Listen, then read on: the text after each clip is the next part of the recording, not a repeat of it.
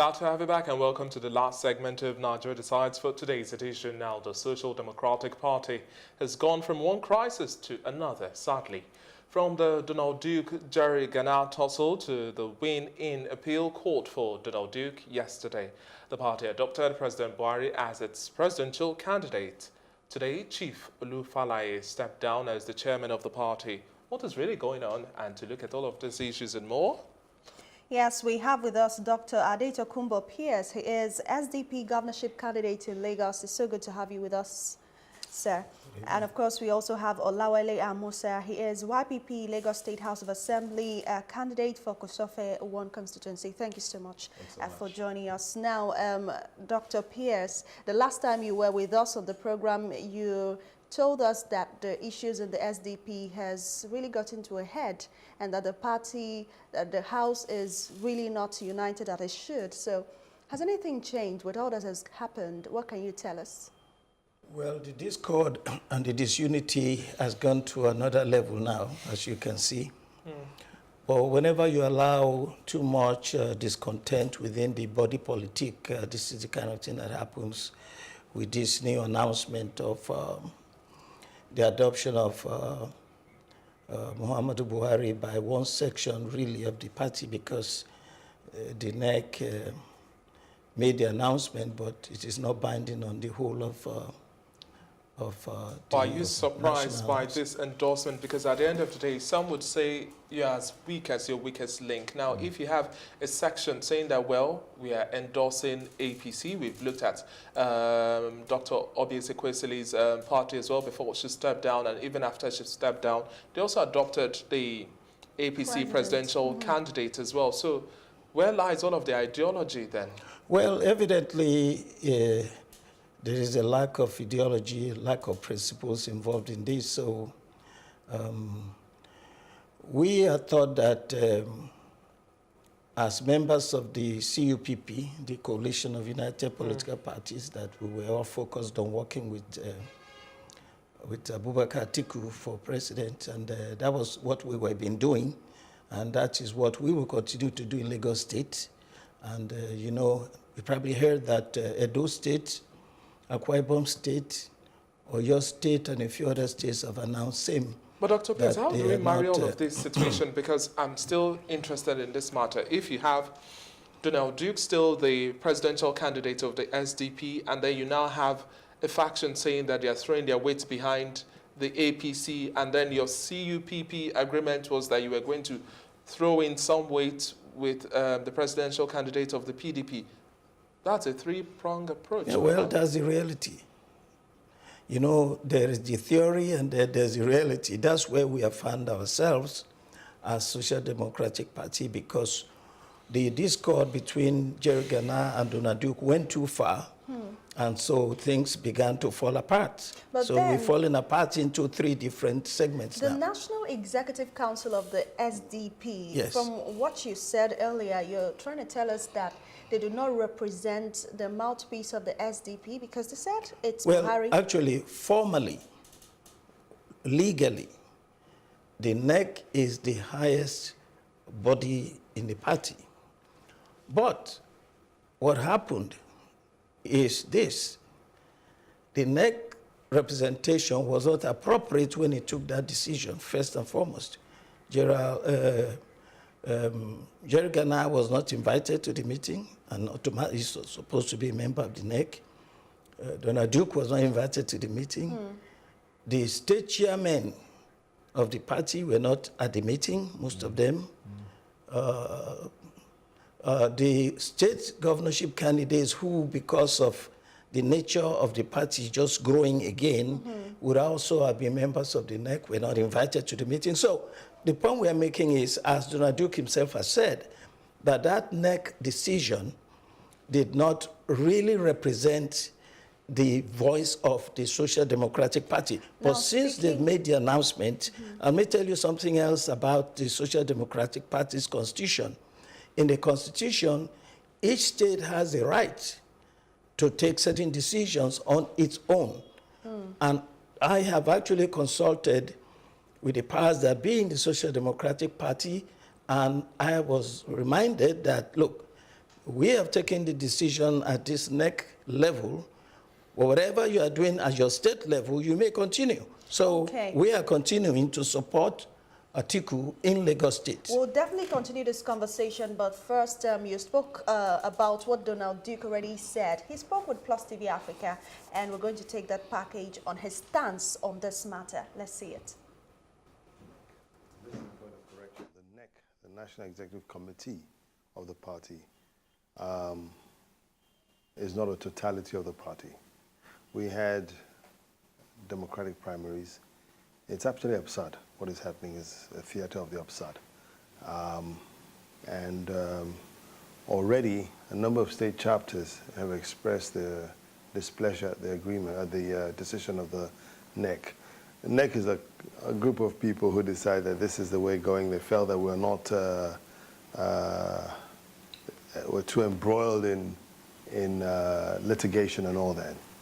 But be that as it may, a good chunk of politics is conflict resolution. So you can't take that, you can't take a decision, NEC cannot take a decision that overrules the delegates of the party who were elected by the generality of the party. It just doesn't make sense. Olawale, so you heard Donald Duke speaking there, and it says, well, that's just a decision of NEC and it's pretty much absurd, or in other words, unfortunate. What do you make of this, especially saying your stance as the YPP that you decided to have your party because you don't appreciate all of this tussles and legality that is just playing out, and we just have 7 days to the election? Yes, well, it's unfortunate that this is happening at this point in time for the Social Democratic Party. Why? Because, yes, for the bigger parties, the bigger they are, the more unwieldy they can be. For the smaller parties like the YPP, which I belong to, we were not really burdened with a lot of these issues that they would normally, have, because I would like to say YPP has a semblance of an ideology.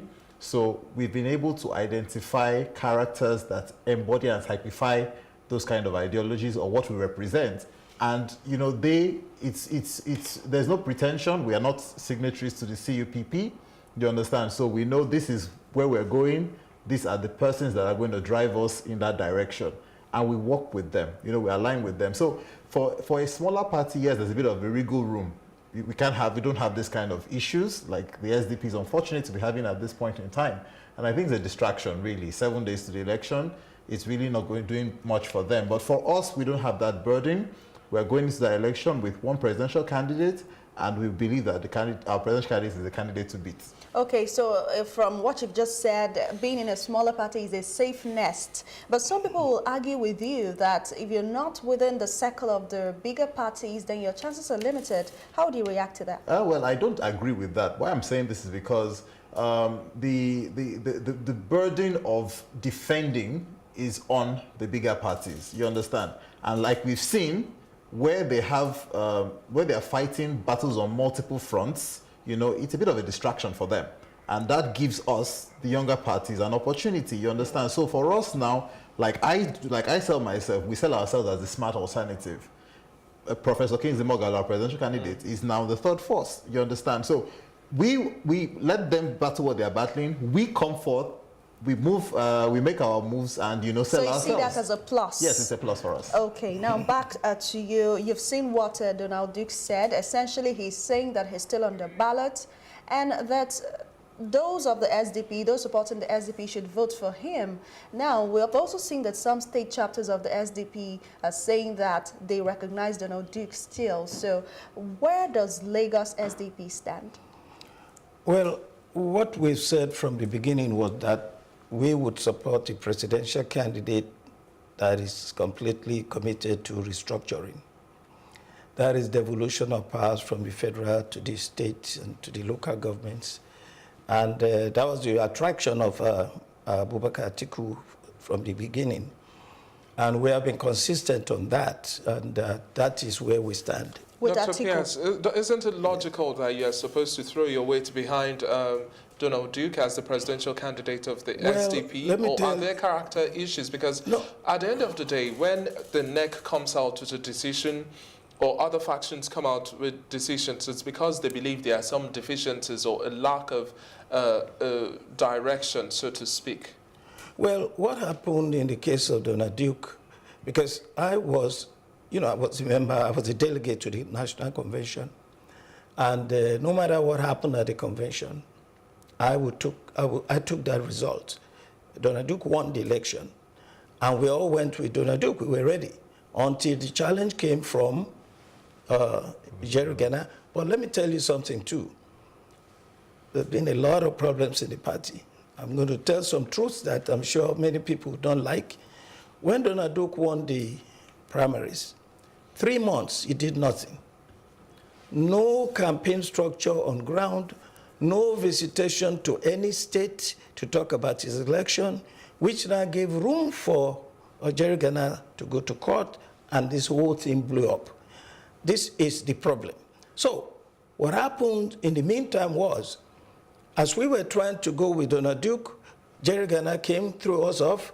We were trying to go with Jerry Gana because the law said that he had won the case. Then all of a sudden, Donald Duke came again. So what we determined, what I said to myself in Lagos State is that the way it is now, we really don't have a candidate. Because to be a candidate is not just for your name to be on the ballot. You must have a structure on ground. We are looking at 7 days now to the election. Where is the campaign office? Where is the campaign material? Where are the posters? Where are the billboards? Where is the structure? We are looking at people. We have candidates from local government, from House of Assembly to House of Reps to Senate. We have them, governor running for office, and we have no funds and no support, no communication from our presidential candidate and from the party national. That's why we now decided that we're going to take advantage of the independence we have within the Constitution to go in the direction that we feel is going to be beneficial for us. How many agents does Donald Duke have? Does he know his agents who are going to protect his vote at the polling points? Therefore, this is why we've gone the way we have gone. Okay, now the SDP has been dealt another blow because elder statesman Olu Falae has also resigned from politics totally. He said he's off all of this, he hands off. Do you think that this is the right time for this to happen, given that the party that he did a lot, to bring together is a divided house? Shouldn't it be the time for, a lot of work to go into bringing the party together?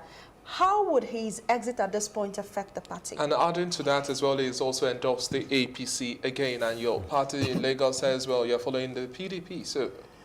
Well, as I said, from the beginning, Donald Duke talked about conflict resolution. That conflict resolution was never, an issue was never resolved. The conflict was never resolved, was never even confronted wholeheartedly between Donald Duke and Jerry Gana. So the leadership of Falae and all of them has been in question from the beginning of since after the convention. They couldn't keep the party together. So if anybody is resigning now, it's just ceremonial. The resignation are already taking place when you cannot keep the party together. But how do you think this will further trickle things down the way? The future will the cookie finally crumble at the end of the day? Look, let us see what happens after this election. Because we really can't even call a meeting now to try to resolve anything.